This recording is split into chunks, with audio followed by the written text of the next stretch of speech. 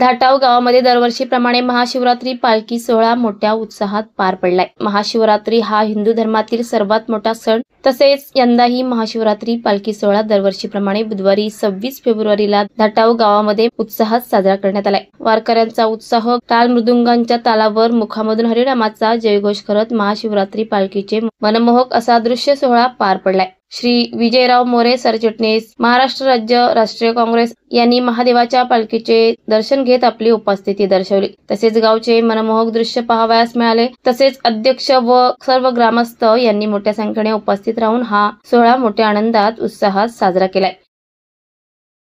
महाराष्ट्र वेदभूमीसाठी अनंता मस्कर, धाटाव रोहा। ताज्या घडामोडी जाणून घेण्यासाठी आजच आपल्या महाराष्ट्र वेदभूमी